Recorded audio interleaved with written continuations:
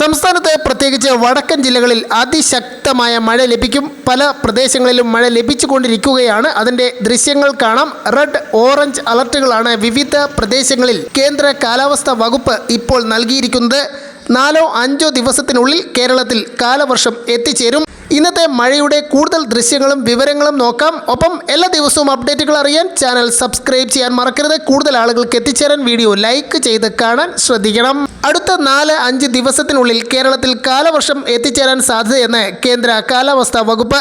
തെക്കൻ കർണാടകയ്ക്ക് മുകളിലായി ചക്രവാത ചുഴി നിലനിൽക്കുന്നു. മധ്യകിഴക്കൻ അറബിക്കടലിൽ കർണാടക തീരത്തിന് മുകളിലായി മെയ് 21 ഉയർന്ന ലെവലിൽ ചക്രവാത ചുഴി രൂപപ്പെട്ട് മെയ് 22 ന്യൂനമർദ്ദമായി ശക്തി പ്രാപിക്കാനാണ് സാധ്യത. കേരളത്തിൽ അടുത്ത 5 ദിവസം വ്യാപകമായ മഴയ്ക്ക് സാധ്യതയുണ്ട്.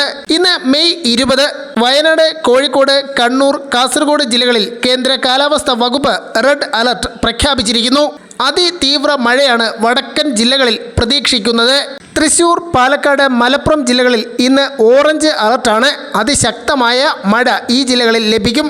നാളെ 21 തീയതി കണ്ണൂർ, കാസർഗോഡ് ജില്ലകളിലും 23 പത്തനംതിട്ട, എറണാകുളം, ഇടുക്കി ജില്ലകളിലും ഓറഞ്ച് അലർട്ട് പ്രഖ്യാപിച്ചിരിക്കുന്നു.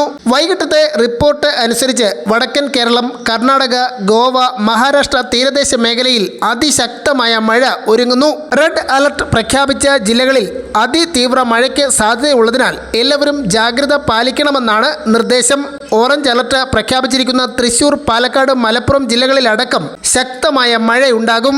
കേരള, കർണാടക, ലക്ഷദ്വീപ് തീരങ്ങളിൽ മെയ് 20 മുതൽ 24 വരെ മത്സ്യബന്ധനത്തിന് പോകാൻ പാടില്ലെന്നും കേന്ദ്ര കാലാവസ്ഥാ വകുപ്പ് അറിയിച്ചിരിക്കുകയാണ്. വരും മണിക്കൂറിൽ ശക്തമായ മഴ ലഭിക്കും.